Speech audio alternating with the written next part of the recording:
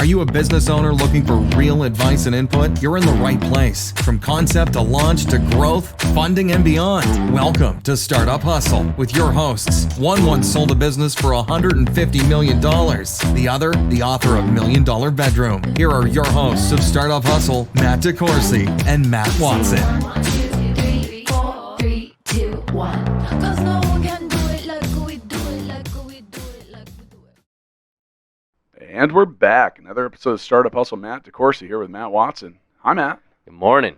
I got one thing to say. Oh, no. You're out. That's it? Yeah, you probably welcome that. Are you firing me? No, you're not that lucky, dude. Damn it. Yeah. I thought I was out. I just wanted to yell that because that is what you would commonly hear an umpire say after today's guest would come in and shut the game down. The closer's here.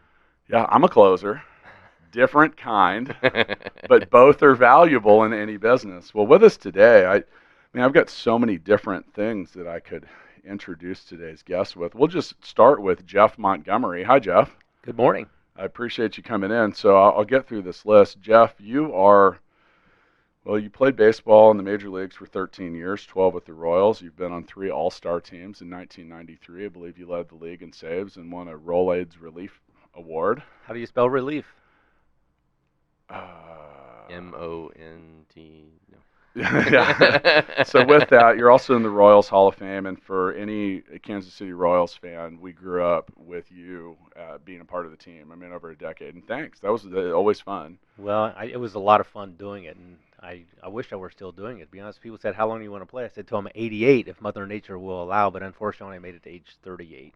That's a long career for baseball, That's a long time. but with that, you've done quite a few things as an entrepreneur, and today we're going to talk about the business of being an entrepreneur athlete. And you are currently a Fox baseball analyst and the VP of Digital at Union Broadcasting. Is this also correct? That is correct. I've got a list of stuff. I maybe we'll just save something for later. But What is Union Broadcasting? It's Sports Radio 810 Okay. primarily, but we also have stations in Louisville, Kentucky.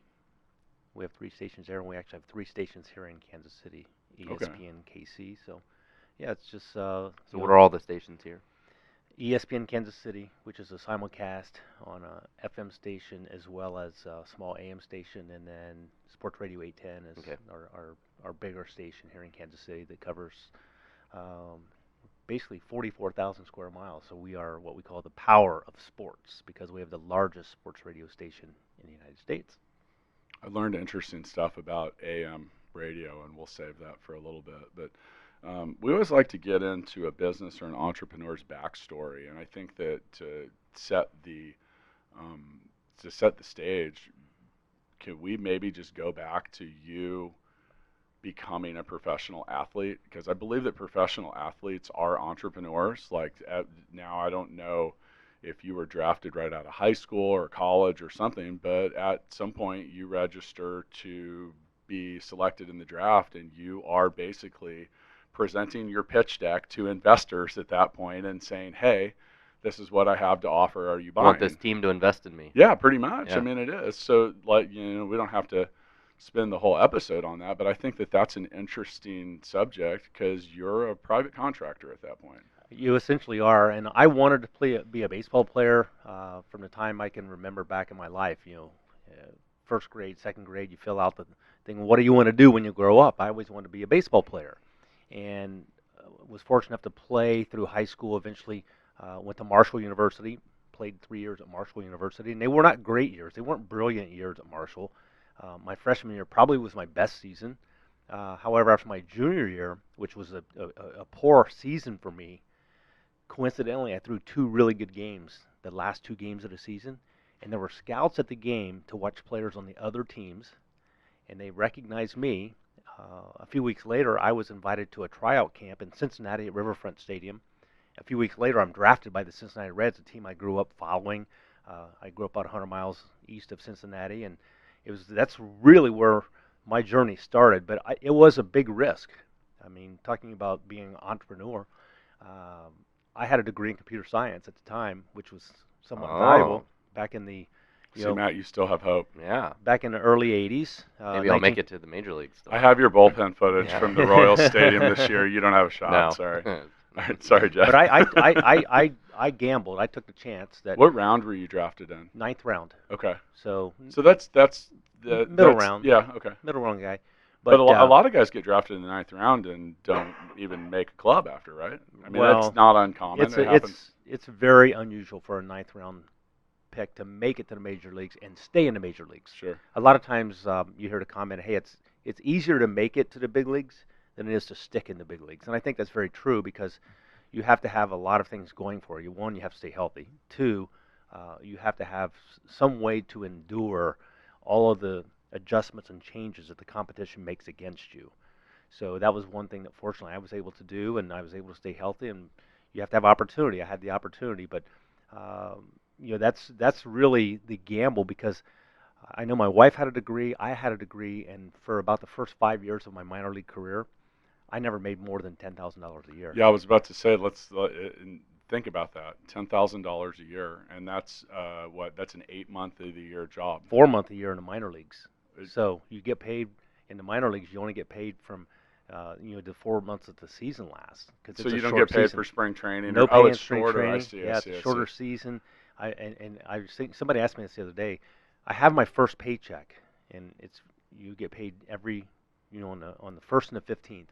But my first paycheck was $242, and my monthly salary was $600 per month. So, it's not a lot of money. I did get a big signing bonus. I got a $9,000 signing bonus, so that went a long way to paying my bills. $9,000. Yeah. That's what a 9th round pick got. Yes. Wow. But what year was that? 83. Wow. So that's a lot of money in Not- '83. Not really. It didn't seem like a lot. No. But the bad part was I gave up my senior year of eligibility to become a professional player, and I had a year of college left, which my scholarship would have paid for. However, once I went pro, the scholarship was null and void, so I had to use that $9,000 for the last 2 semesters of my education. Oh wow. So it was spent. So and then also, I think a lot of people think of the life of a professional athlete and glitz and glamour, but here you're making $10,000 a year in the minor leagues, and those low minor leagues, that's not exactly a glamorous lifestyle. That's riding pretty dumpy buses, and you're not staying. You have a roommate and At least in the hotel, one, and in the maybe hotel. 2 or 3. It Yeah, depends. yeah. Sometimes you have more than one roommate. But yeah, my first season was in Billings, Montana, and it was a Pioneer League. We played in Idaho, we played in Montana, we played in Alberta, Canada. So we were traveling on buses. I remember one night we finished a game in Billings. We got on the bus. We bussed to Calgary. And then Lethbridge and Alberta was up there as well. So we got on the bus after the game, and we pulled into the stadium the next day in time for batting practice. So it was like literally all-night travel. And guys were sleeping up in the luggage racks and on the floors and getting these little pools, these blow-up mattresses that rafts that you sleep on. I mean, it was crazy, just all the stuff you do. But you had fun doing it because you aspired to eventually make it to the next level and then the next level. And the minor leagues is kind of like climbing a ladder. They're like essentially 5 steps to get to the major leagues, and eventually. And a lot of competition. Lots of competition, and it's like a filter too, because a lot of guys get put into the funnel, and it just gets more narrow as you go along. So the competition gets much more stiff, as well as more and more guys doing exactly what you do. So how long were you in the minor leagues? 5 seasons. 5 seasons. So I often compare baseball and entrepreneurship. They have a lot of similarities. There's a lot of unwritten rules in both, and really what there is there's a hell of a lot of failure, and that's something that athletes deal with a lot. And there's very few athletes on the planet that at some point haven't been cut. And that's a reality. There's kind of bouncing around and kicking around. How did sports and being an athlete get you ready for failure later as an entrepreneur? Well, I think you have to be realistic. You have to have the understanding that eventually you're going to play your last game, or you're going to finish your last business. You're going to do something for the last time, and you just hope that it's on your terms. But I think during the course, understanding that failure is part of the game, especially when you're talking about sports. I'll use one of my favorite teammates of all time, George Brett. Mm-hmm. He essentially failed 70% of the time he went to the plate, and Yep. that's not a great rate of success for most businesses, but for a baseball player, that's a tremendous. That's a Hall of Fame. Hall of Fame status, yeah. Right. So it's very interesting how you have to learn to adjust, and if you can't adjust in sports, you will not adjust to failure. I'm talking about you will not last very long because the mental side of the game will break you down. And same with that I've found in business, you have to be able to adjust and understand that every day is not going to be the best day. You start the day wanting it to be the best day, but it's not going to be that way. And a lot of things that you cannot control will come into play.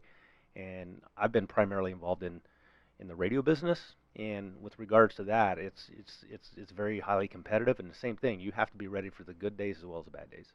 And what about coaching and input and feedback? I actually like hiring. Our COO at Full Scale is a former athlete, and and I believe that that's helped he and I communicate. We've worked together on 3 different companies over 10 years, but the kind of feedback or input, or sometimes things are heated and you're just like, like you're in the middle of things and you're not taking it personally. It's just competitive and that's the way things go. Do you think that sports helped in that regard for you? Well, I think with regards to coaches, I think everyone has varying degrees of need for coaching. And I'll use a Major League Baseball player as an example. A lot of Major League Baseball players need zero coaching. They really do not need coaching because they have done the things they've needed to do along the way and have had good guidance from their youth days and their amateur days as a player all the way up through those minor league days. Once they make it to the major leagues, the coach is really kind of a guy that can kind of monitor where you are, help you deal with failure, help you deal with those situations, the slumps that you go into, and try to get you back on track and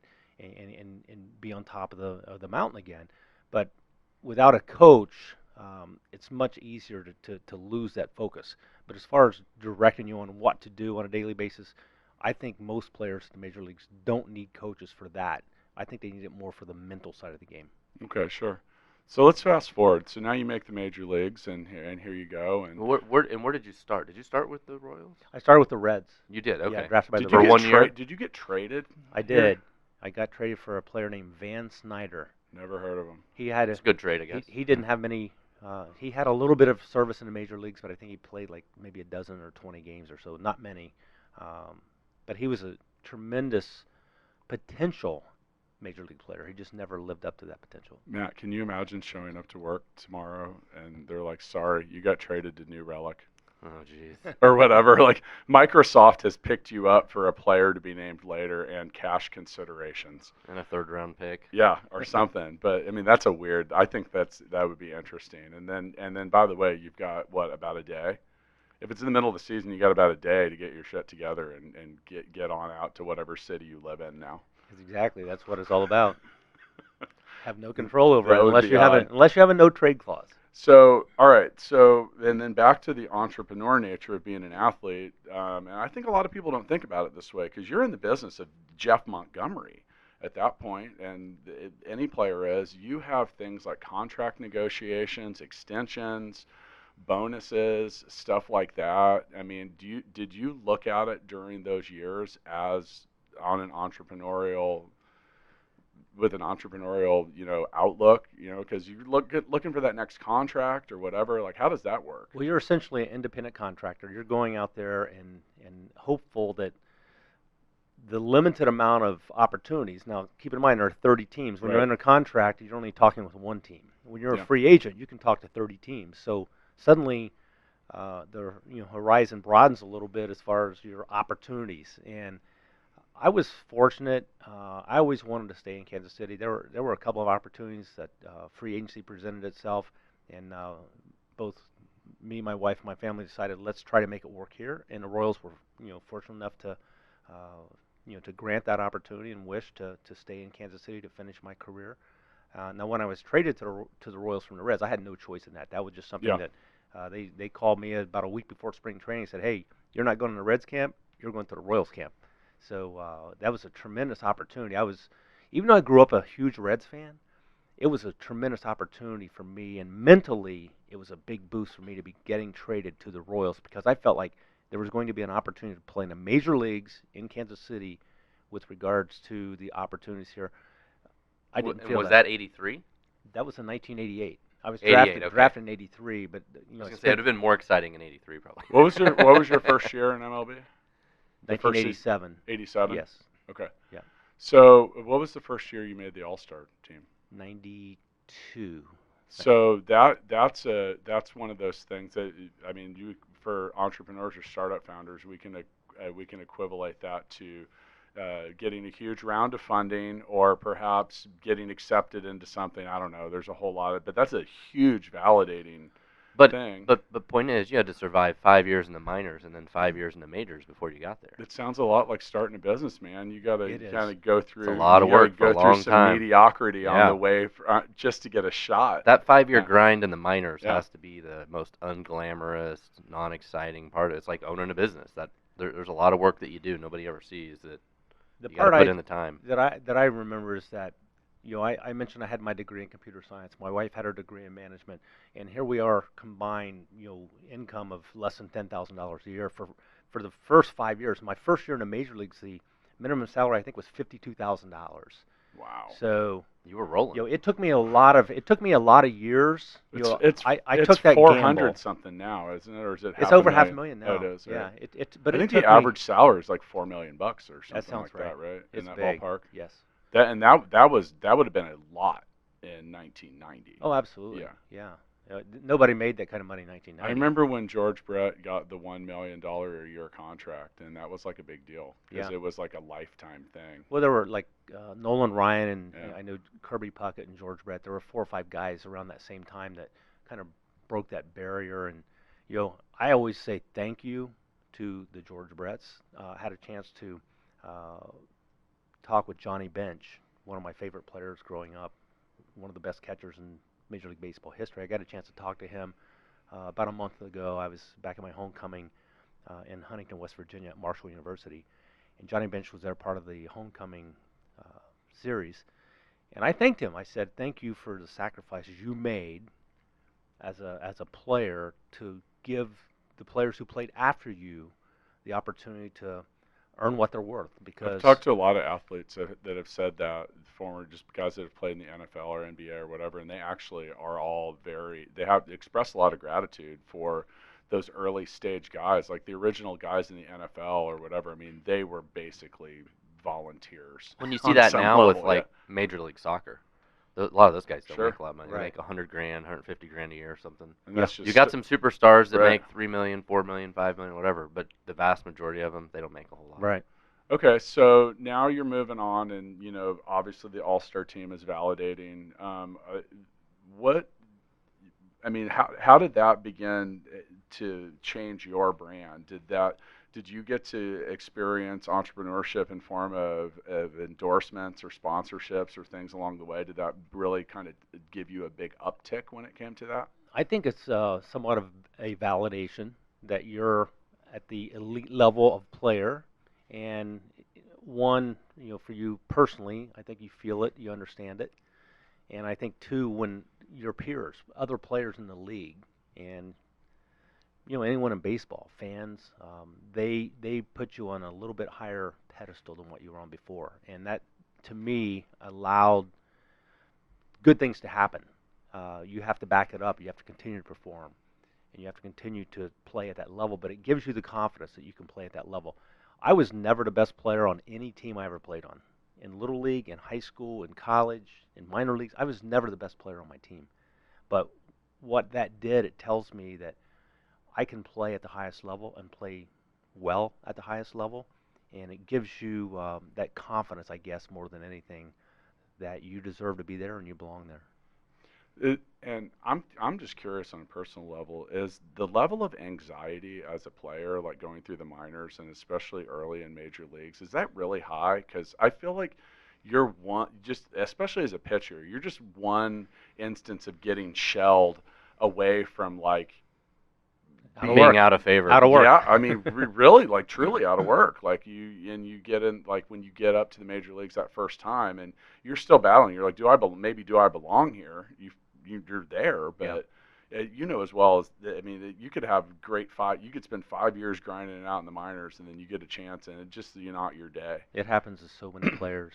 I mean, players that have tremendous potential, and they get to the major leagues, they feel like they have to be better and do things differently than they did to get to the major leagues, and that's when they fail. That's when they try too hard. They try to do things they're not capable of doing, and they get out of their game, and then they don't have the success and results. They may last for a short time in the major leagues, and they're gone. You never hear from these guys again. But I think it's important to understand your strengths, and I think when you understand your tools, your assets, your abilities, and you find ways to get the most out of them, you can play and you can perform and you can stay. And that's what some players, I think, have the inability to do. And you talk about anxiety. I felt like, to me, it was a good anxious. It was a good anxiety because I was driven by fear of failure. The worst thing that could happen to me is I could win, I give up a home run, and we walk off and lose the baseball game. That's the worst thing that can happen to me. Now, if I allow that to affect me tomorrow, it's probably not going to be a very good day. So I've got to erase that. I got to go back out tomorrow and do a better job. But that failure, especially as a closer, it was terrible. I mean, it's one of the worst feelings. You're walking off, especially if it's at home, and the fans let you know it. You can feel your teammates. They want to support you, but you've let them down. You've let everybody down, and that failure was what really kind of. I got more down from the failure than I got up from the success. Does that make sense? Oh yeah. Yeah, if you win, you just kind of feel like you did your job, and you're supposed to. The day is done, right? Right. You're supposed to. But when you to. lose, especially if it's a heartbreaker, you're just like. It's like the field goal kicker in the NFL. Yeah. When you miss. No one thanks you. When you get a few moments where they carry you off the field. Most of the time, you kick the field goal, you make it. Hey, that's what you're supposed to do. When you miss it, that's when. Remember Lynn Elliott? Oh yeah. I mean, how difficult was that game? What was it, against the Colts, right? Indianapolis Colts. Maybe, yeah. He's a Colts fan. Playoff game. No, I'm a Chiefs fan that cheated on the Chiefs with the Colts when I lived in Indianapolis and Peyton Manning was 14-0. Okay, it was rough. It was a rough year. That was also the year that the Chiefs won one game. Yeah. So that was tough. I've never cheated on the Royals though. I really have been a lifetime fan. Which let's actually, and we don't have to get too far. Has, by the way, been tough to be a Royals fan in some years. Like I have a lot of love for the Royals, but they've had documented ups and downs. And the Royals are a small market team. We won the World Series, went there twice in a row, which, by the way, is pretty unlikely because you're competing. It's almost like a startup competing against Microsoft or something like that. You get these teams like the Yankees that have double the payroll and all this different stuff. What's your input for entrepreneurs that might be or anybody that's trying to fight that unlikely battle that they probably won't win? Yeah, I fought that battle so many times during my journey, especially during the minor league years. On do I want to continue to attempt to have the winning lottery ticket, so to speak? Do I want to keep gambling that I'm going to make it someday? And that's the hardest thing, is just staying focused and not looking to go from the bottom step of the ladder to the top step in one step.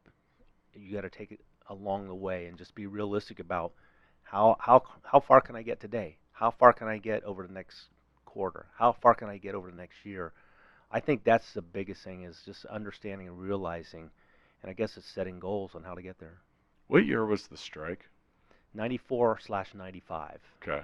August 12th of 94 through early part of 1995. Matt, you might not. Do you even remember that?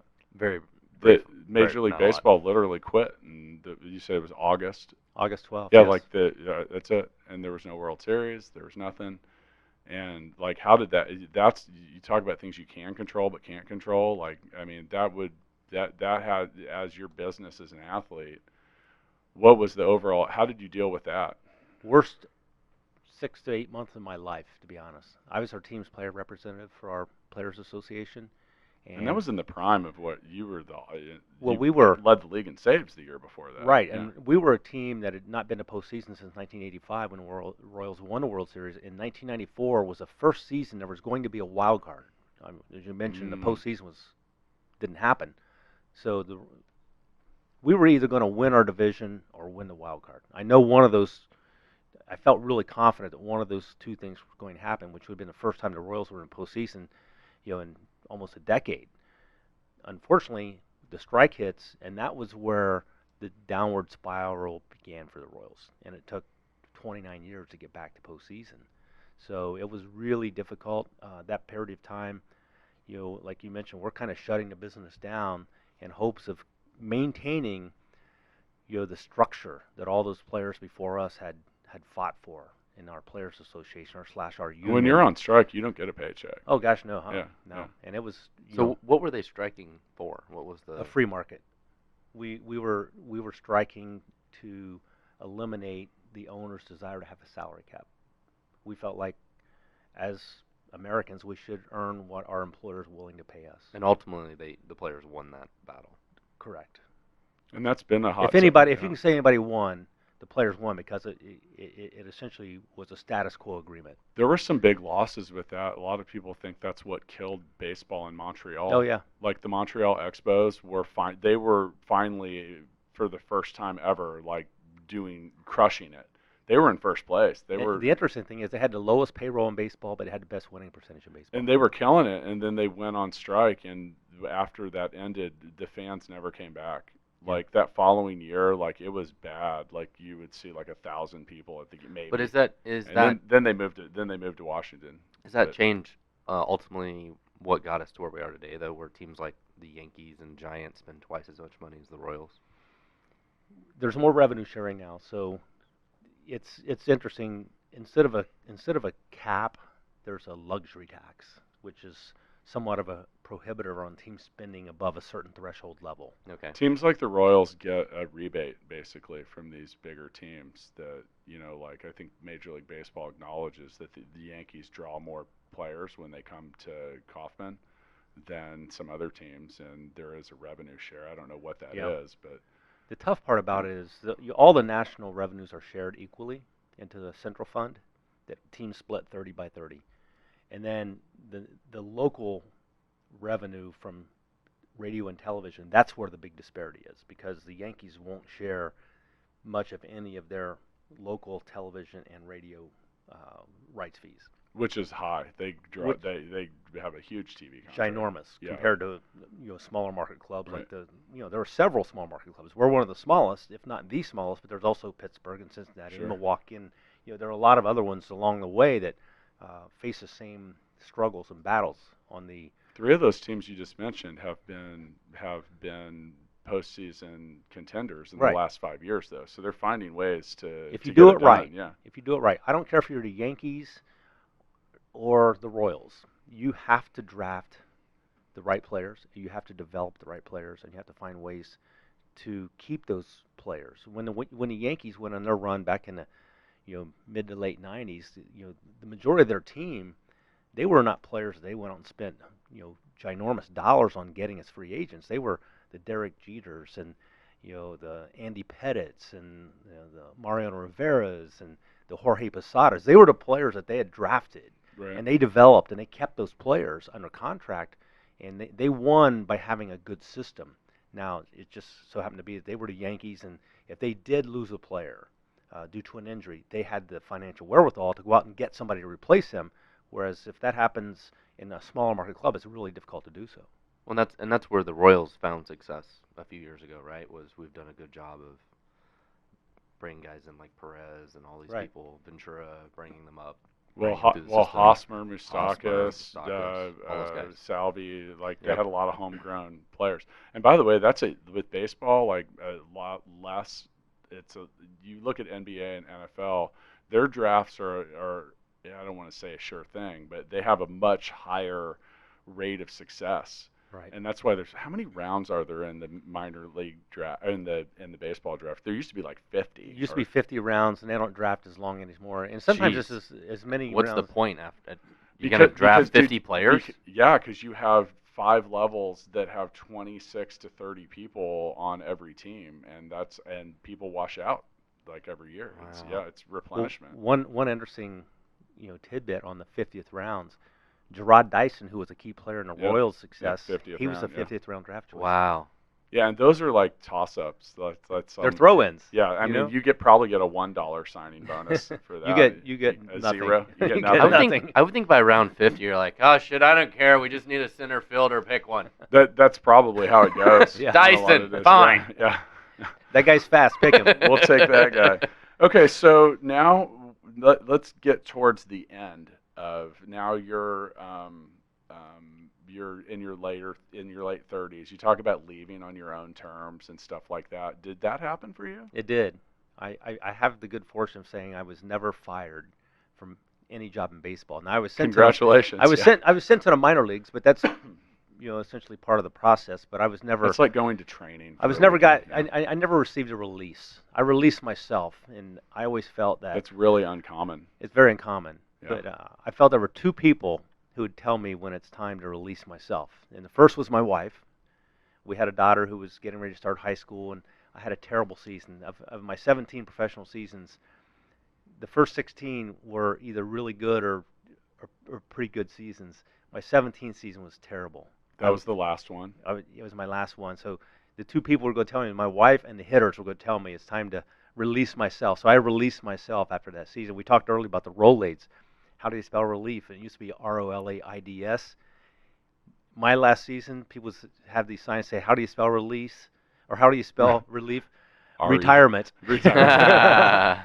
So I think that's if you don't mind talking about that, I think that, all right, so I know some people that are professional musicians and athletes and stuff like that, and there's a world of noise, and it's way worse now than it would have, when you played, there Right. wasn't the internet. No. Well, there was, but there wasn't 10 million chat rooms and Twitter and all this Social stuff. media beating you up. I mean, how, God, I don't even know if I could handle that now.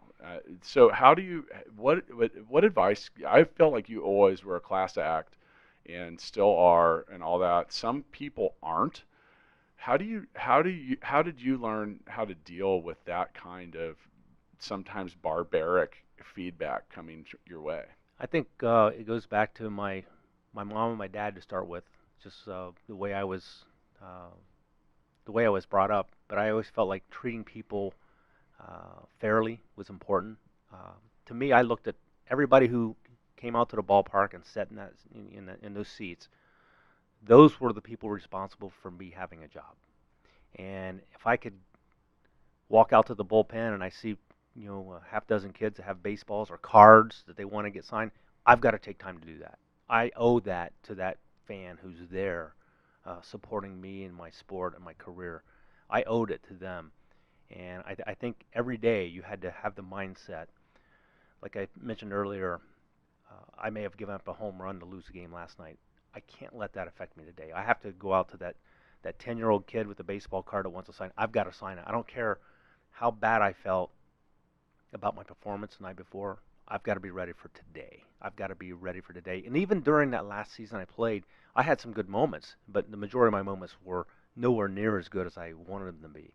And I just knew that it was time. Health was a big factor. I had a hip injury, which eventually that hip was replaced, and but I knew I couldn't keep performing at the level I needed to perform at and satisfy myself and the fans. So I can't compare my story to yours, but a couple years ago I took a bit of a leap of faith and decided I didn't want to do the business I'd been doing for 8 years. And Matt knew me at the time. He'd be like, "What are you going to do next?" I'm still trying to figure out what I'm going to do when I grow up. I mean, how many times did I say that? Oh yeah, a lot, and trying to Yeah. figure it out. So now baseball's over. And you're 38. Now, Matt, you went through a similar thing because you exited Vin Solutions. You weren't even 30 yet. I was 29. Yeah, so you get this. You're like, hey, I've made some money. It's still here. I'm looking at it. Now, what next? I mean, I'd like to hear from both of you guys, actually, about, how did you take some time to figure it out? And we'll get into some of the stuff you've done after. But you get some choices. You can just hang out, or maybe do something else. Like, how did you get that figured out? Well, my last game was on a Sunday, early October of 1999, and on the next Monday, I was at the office at the radio station, kind of rolling up my sleeves and getting ready to learn more and more about the radio industry. So I didn't really let any grass grow under my feet. I just went right into my next career. So at that time, was 810 a thing, or was it all new then? We had just acquired 810.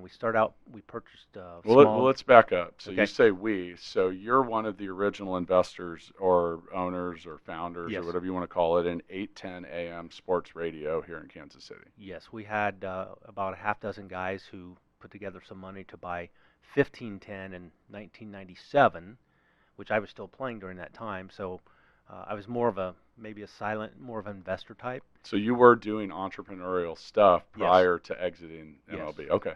And then when I retired in '99, we had just a few months earlier acquired the 810 signal, Okay. and we were trying to grow that, and it's just somewhat in our. Was it already sports radio before? When we bought it, it was not. Okay. No, we transferred our programming from the 1510 signal over to the 810 signal, because 1510 was a daytime only signal, which meant at nighttime you couldn't hear the station. We had to power down to the point you couldn't even hear it. So we were selling inventory like crazy, and we just had nowhere to put it. That's why we acquired the bigger 810 signal. It's So a that was 24 just hour. But by the way, explain that because this Yeah. was interesting. So apparently AM travels way better at night, so you have to dial down your power.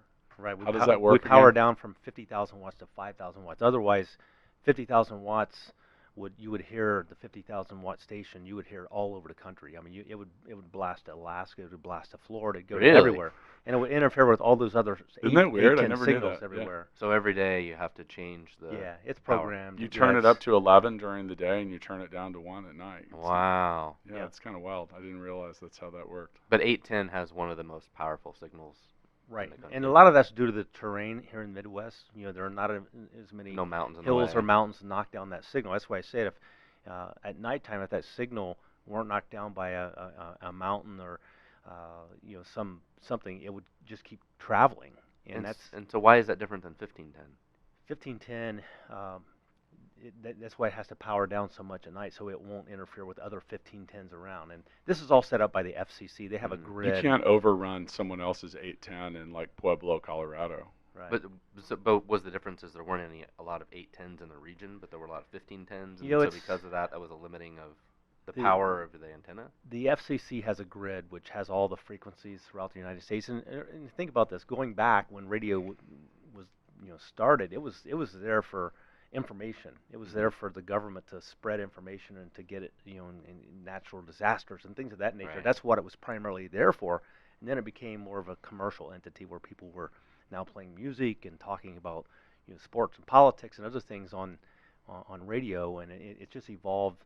But the FCC they are the governing body over what the frequencies can all do. Matt, after the VinSolution exit, and you've addressed this before, but I can't remember.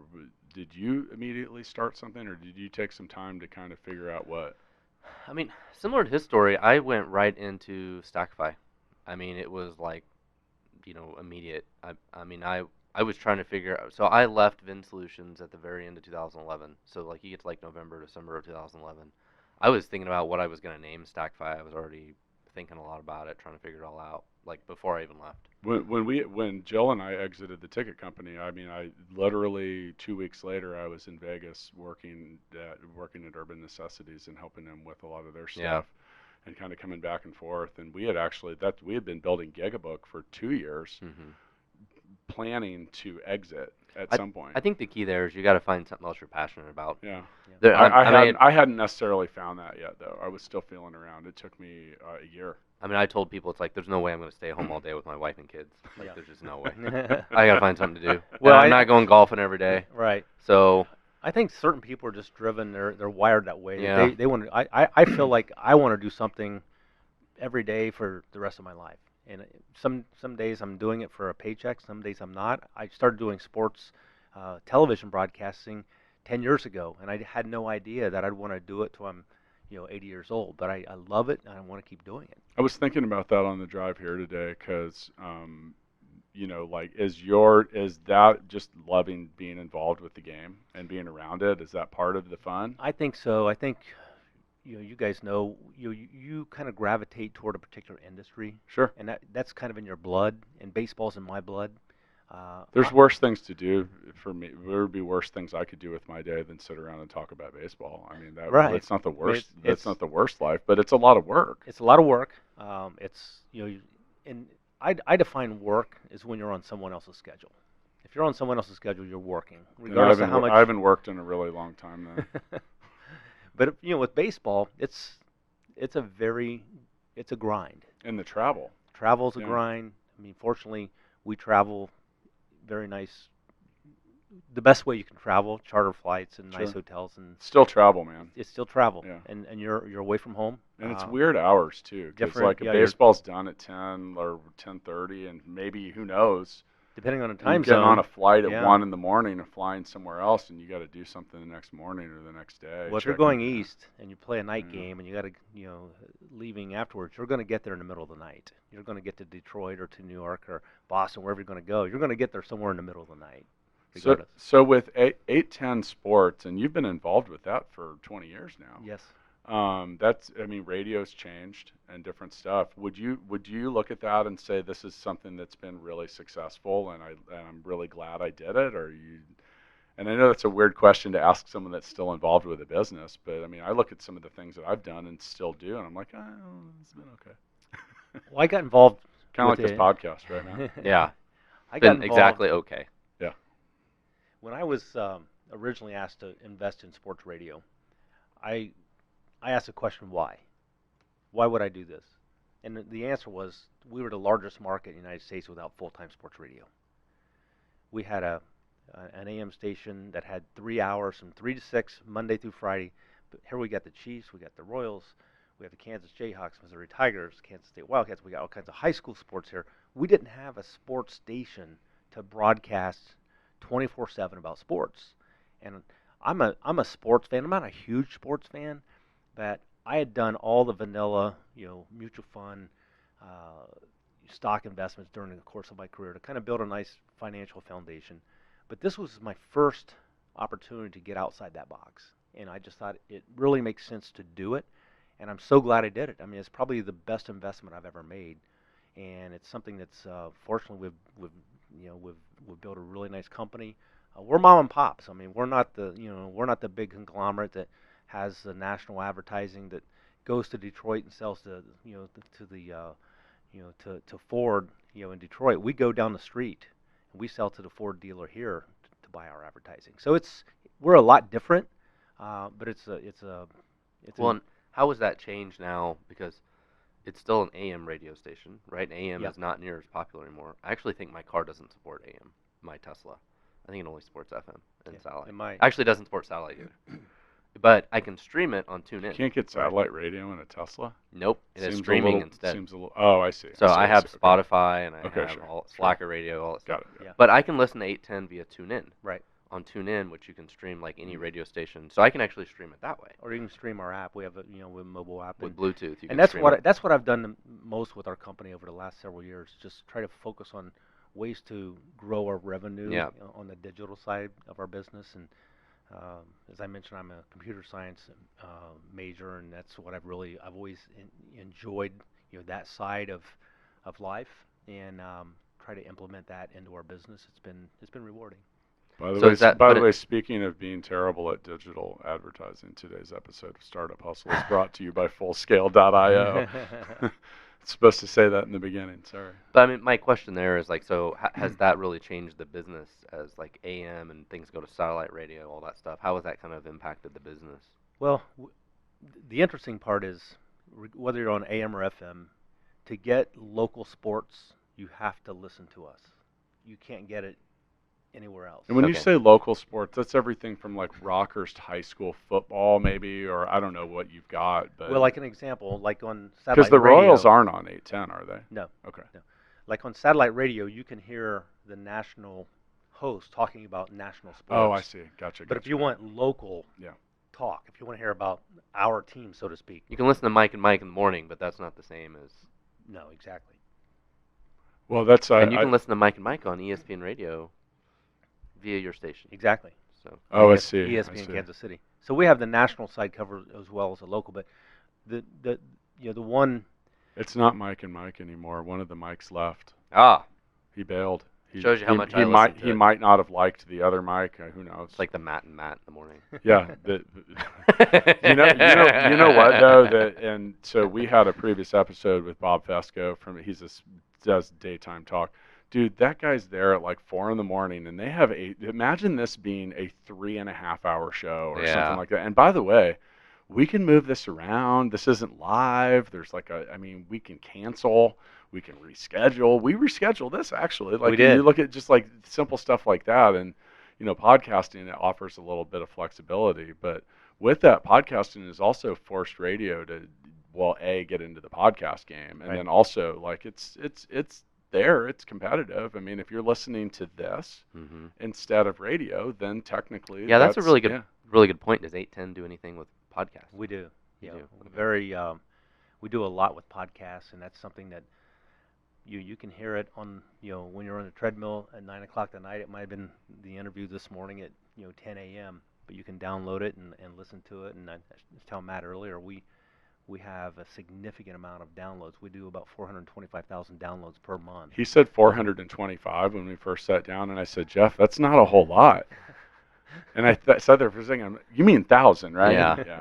But so I gave a presentation on how to launch a podcast last week for a Global Entrepreneurship Week, and one of the things that I told people is, so like this episode has, or any of our episodes have a much, much, much, much, much longer lifetime value as a digital property or asset than news. For the most part, because no one's going to go back. Well, someone might, but it's probably rare. I would imagine.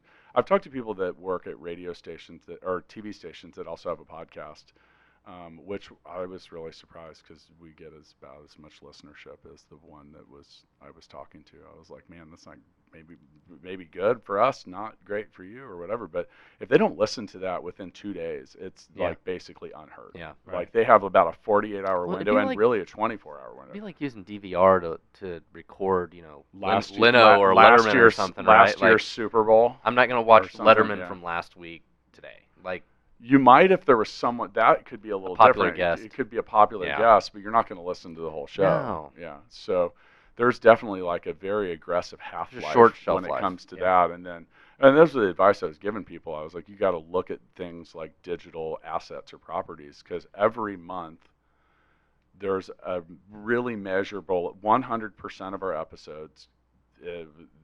Today, as we're recording this, I think the 216th came out. But every month, all of our episodes get regular listenership, like fairly decent amount, and that's what's helped that count grow. Building up a library. Yeah, sure, and that's actually the way we look at it. Is our feed as a library, and that's why we even kind of take the approach of we changed our title formats. So you could have a better understanding as you scrolled through hundreds of lines of what we were talking about, rather than just like a business's name with a clever spelling and a name that people didn't recognize. And that's what's been interesting. And by the way, for those of you in the 190 countries that have listened to Startup Hustle, we should say thanks, right, Matt? Yeah, especially that guy from Russia. We haven't talked about him for a while. Oh, dude, the guy. Yeah, we have a guy that. And by the way, I hope your English language skills are continuing to improve thanks to our podcast. And the guy with the chicken hustle. Yeah, I haven't heard from him. No. That's Edward. Yeah. I wonder if hopefully that went well and he's just busy. We have some interesting listeners. Does Charlie Hustle listen? No, but no, I've actually we've had to reschedule. You talking about Chase? That is actually, his name is Chase, right? Yes. Charlie. I was talking about Pete Rose. Charlie Hustle. I don't know, Pete. If you're listening, we'd love to have you in on the show. So we have a lot to talk about, Pete. A whole lot. Now, speaking of which, and this has been a really interesting. Thanks for coming in. This has been an interesting perspective. Fun. We try to get all angles of entrepreneurship. One of your broadcast partners is a friend of ours and a friend of our entrepreneurship community. That's Joel Goldberg. Joel's created quite a robust speaking business over the last few years. He's worked really hard. He has, and he gets out there and grinds, and it's really going well for him. What other types of interest, and I think that's a fairly common path for athletes or sports figures to go down. What are some other popular entrepreneurship avenues that athletes explore? Well, I think, unfortunately, so many athletes kind of get I don't know, asked to be part of opportunities that maybe are really, really high risk.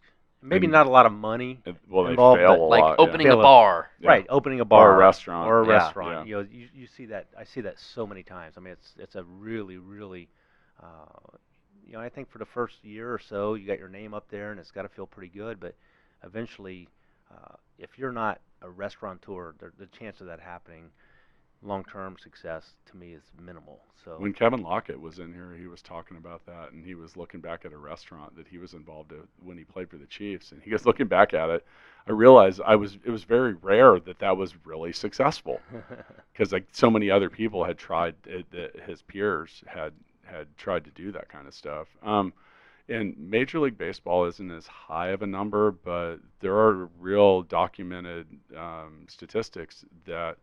Like I think the average NBA player goes broke, like 60% of them within 5 years of leaving the league and stuff like that. And do you think that that's a product of still living a major league or a pro athlete lifestyle without the paycheck coming in, bad Yeah. investments? I think probably a combination, and every story is very different. Every Yeah. player and every athlete's different. The thing that I've learned is a lot of players who come into sports with maybe a tremendous opportunity financially early on. Might be a huge signing bonus. It might be, they hit it big during their careers. But when you retire from professional sports, you're probably going to be in your 20s. Sometimes you're going to be in your 30s. But you've got a significant period of your life to plan for financially, and money does not come with instructions. So if you don't have some good people around you helping you figure out what to do, then it can be tough. And the other thing that's really the thing I've seen impact players as much as anything has been divorce. They're happily married, wife's happy, got the big paycheck coming in, everything's great. Suddenly, no more paychecks, no more, private jets, and no more of that lifestyle. Wives go somewhere else. So suddenly, half of everything you made is gone. Interesting. So I never really thought about that component of it. I I've mean, seen- I know the lifestyle thing is a big change for a lot of people, and then I think just like you mentioned, something you're really passionate about doing, and now you can't do it. right. And just like literal love of the game stuff, and there's a lot of documented cases of just depression, anxiety, like it's a change in lifestyle. And you mentioned you're young, you're trying to learn how to cope with that and deal with that. Are leagues now trying to do more to teach their athletes how to not squander their financial means? I don't know that the leagues are. I think maybe certain teams do. I think the leagues try to stay out of that for the most part as much as they can. I think they allow the agents to hopefully be certified and be reputable and be good people to help their players, their clients understand that financial planning is important when you're bringing in significant income. I mean, you would think that certain athletes that have made so much money, there's no way that you could spend that kind of money, but you see it happen a lot. I mean, you really do. Guys that have made enormous amounts of money, and maybe not just in baseball that I've experienced, but what I've seen other sports and other athletes in other areas, unfortunately, end up with nothing. There's a really interesting ESPN 30 for 30. You've probably seen it. It's called Broke.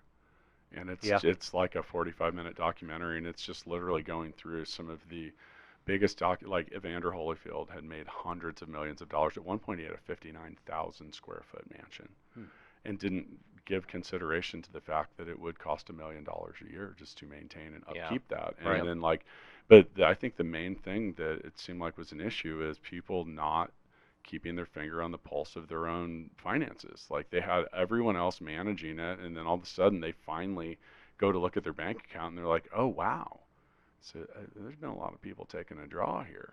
So Matt, if you could keep all your money in my bank account, I will manage it. I will make decisions for you. I'm going to need to take some for myself, but trust me, it'll be there for you later.